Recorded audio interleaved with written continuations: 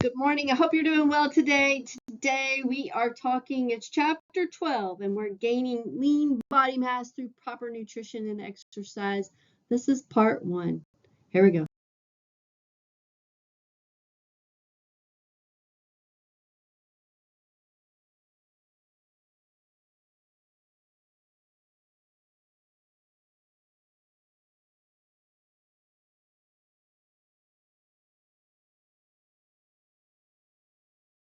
To determine the specific amount of calories you need daily to gain 1 pound per week, this process involves several steps to ensure you are consuming the right amount of calories. First, calculate your estimated energy expenditure, or EER. This is the total amount of energy you need to maintain your current weight, taking into account your basal metabolic rate, or BMR, and physical activity level. Using detailed methods for calculating your EER are discussed in Chapter 3 and 11 of your textbook. Next, add the calories you expend during exercise. This includes any physical activities or workouts you perform regularly. It's important to accurately estimate the energy you burn during exercise to ensure you're accounting for all additional caloric needs. Then, add the additional amount of calories needed to synthesize muscle tissue. As we discussed just a moment ago, this is typically around 400 to 500 extra kcals per day to support the gain of approximately 1 pound of lean body mass per week. Finally, you may need to modify these figures according to your own needs. Individual differences in metabolism, exercise intensity, and overall goals can affect your caloric requirements. You monitor your progress and adjust your caloric intake as necessary to meet your specific weight gain goals. Let's look at a hypothetical example to understand how to calculate the caloric intake and expenditure needed for a 170-pound male to gain 1 pound per week. We'll use a 20-year-old, 76 inches tall or 6'4", sedentary, low active male basketball player as our subject. The physical activity coefficient, or PAC, for this example is 1.1. First, we calculate the estimated energy requirement using the formula EER is equal to 662 minus, and you're going to take 9.53 times the age in years, and then add that physical activity coefficient in and multiply that by 15.91 times weight in kilograms plus 539.6 times height in meters.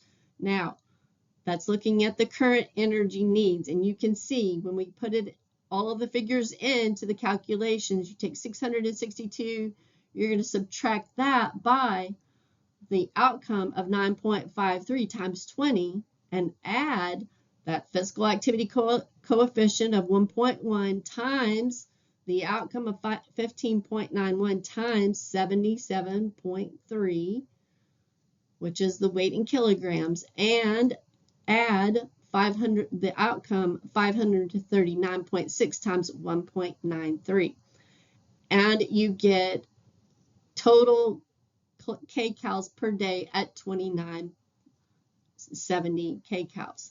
So that's the current energy need. For resistance training, we're going to add in, and with that,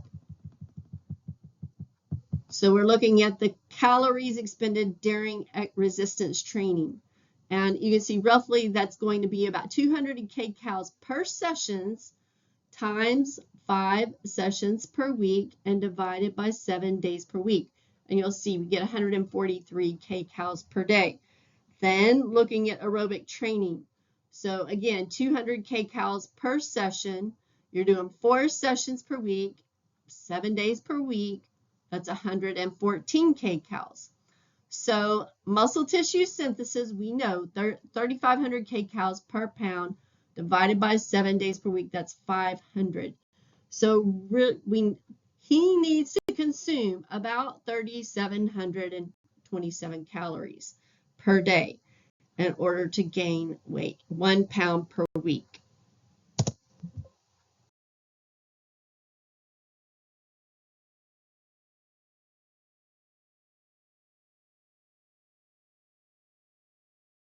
Next, we'll look at nutrient timing and quality.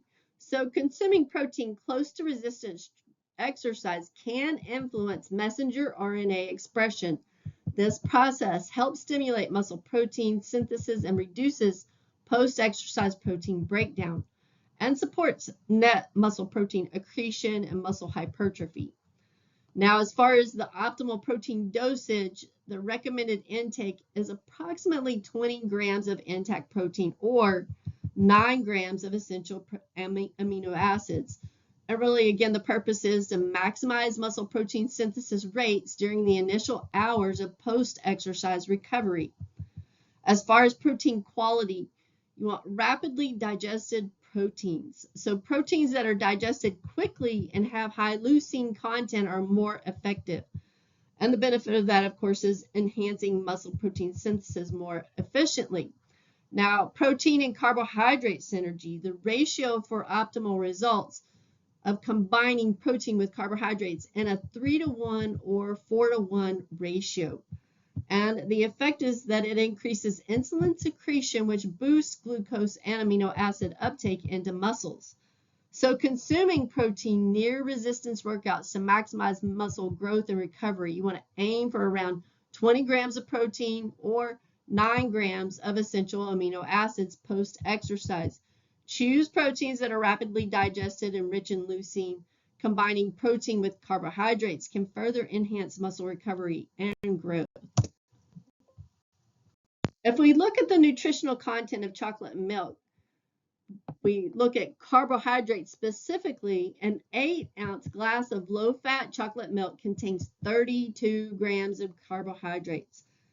It also contains 8 grams of protein. So that ratio is 4-to-1, favoring carbohydrates.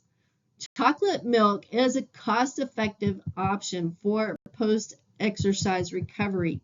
Research supports that chocolate milk can be an effective recovery beverage following exercise. Are dietary supplements necessary during a weight gaining program? Dietary supplements are very popular with hundreds marketed to resistance trained individuals. There is little to no scientific evidence supporting positive effects of most supplements on muscle growth, body fat reduction, or strength enhancement in strength trained athletes. Protein and creatine supplements may help increase muscle mass. Whey and other high quality proteins with high leucine content may increase muscle growth and repair. Research strongly indicates creatine monohydrate may increase total body and muscle mass, while beta-hydroxy beta-methylbutyrate, or HMB, has also been reported to promote muscle growth. Most dietary supplements do not offer additional muscle mass gains beyond those achieved through resistance training alone.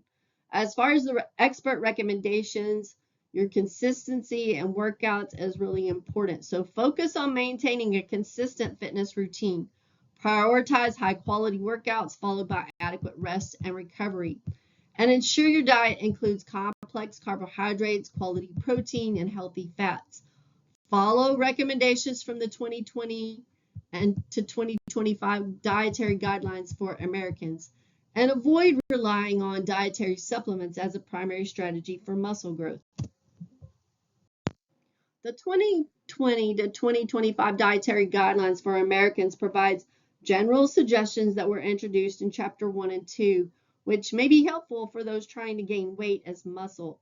The focus is on healthy dietary sources of carbohydrates, protein, and fat. So if we're talking about dairy, you want to opt for 1 to 2% milk instead of skim milk. The higher caloric content for weight gain is a benefit. As far as protein foods are concerned, you want to include lean meats, seafood, nuts, seeds, beans, and soy products. So the focus should be on increasing intake of high quality protein sources to support muscle growth. But if we're talking about starchy vegetables, the recommendation is to consume more whole grain products.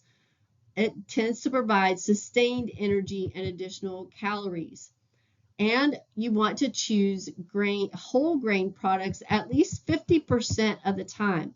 So reduce intake of refined grain products. And try to incorporate fruit into meals and snacks for added nutrients and calories. For vegetables, you want to prioritize dark green, red, and orange vegetables, as well as beans, peas, and lentils, because those are rich in vitamins, minerals, and fibers. You want to try to limit, but not eliminate, saturated fats. So using monounsaturated fats such as olive oil instead of saturated fats. For beverages, drink nutritious beverages like milk, high in calories and essential nutrients.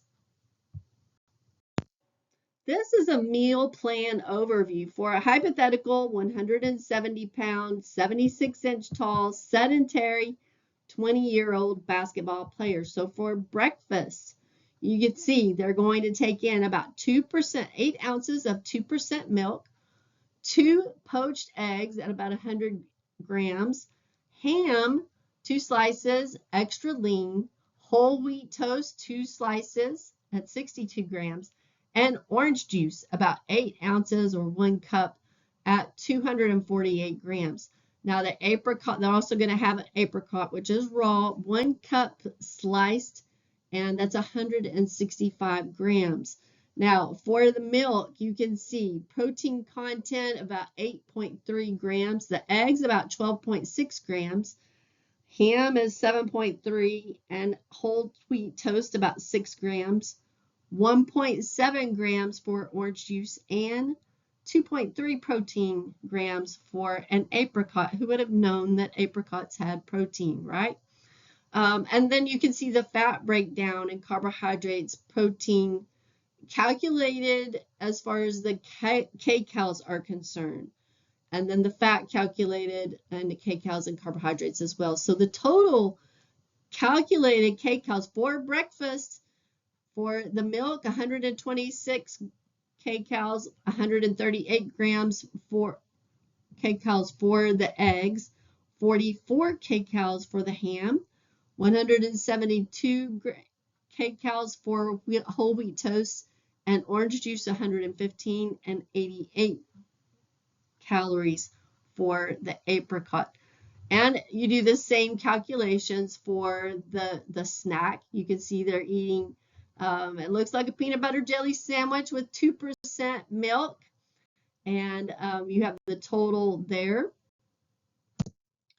And if we go to the next slide, you can see we're looking at the lunch. Lunch is, again, 12 ounces of 2% milk, a chicken breast that's boneless and grilled. You've got 2 slices of whole wheat bread and yogurt, 8 ounces, and 1 banana.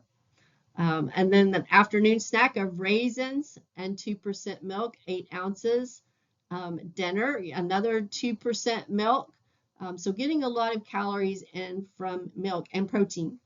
They're also having salmon that is grilled with whole wheat bread, so carbohydrates, and get it, 1 piece of apple pie. Woohoo! You've got 1 cup of peas that have been cooked and boiled, a sweet potato, 1 medium without the skin, and 1 peach for an evening snack with 2% milk. So total percentage of kcals, you can see you have protein, it's about 21% of the total kcals for, I believe that it is, I have to go to the first slide, 27 kcals, and then 51% kcals. So you can see the breakdown there for 100%. So a pretty healthy meal, lots of protein with taking in milk with each meal and snack. So some considerations for high kcal diets, especially for someone who has a history of heart disease. You want to minimize saturated fat. So high intake of saturated fats can increase cholesterol levels and exacerbate heart disease risk. You want to focus on the healthy fats such as monounsaturated and polyunsaturated fats that are found in nuts, seeds, avocados, and fish. For those that have a history of kidney problems, you want to consult medical professionals, but ideally high protein diets may strain the kidneys.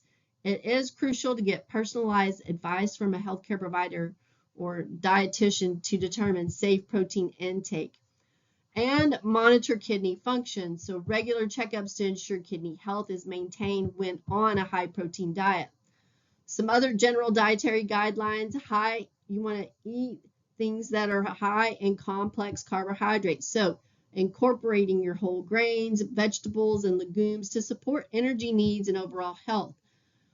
Balance protein sources to support muscle synthesis without overloading the kidneys, and include healthy fats in moderation to avoid excess calorie intake and maintain cardiovascular health. Choose nutrient-dense foods, so prioritize foods that provide essential nutrients while managing calorie intake. You want to aim for a diet that supports overall well-being and adheres to individual health needs. So some key concepts for individuals attempting to gain body weight should be to obtain necessary high-quality protein for muscle synthesis through a well-balanced diet rather than by consuming expensive protein supplements. Although creatine supplementation may help increase muscle mass during resistance training, most dietary supplements marketed to strength-trained individuals are not effective or have not been evaluated by scientific research.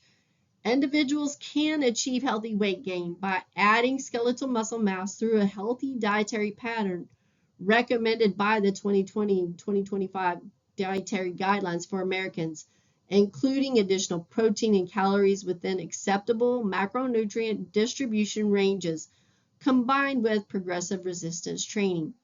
And that is all that I have for you today. We will continue this conversation in part 2 of chapter 12, and is going more into detail into the exercise portion. Y'all have a great day.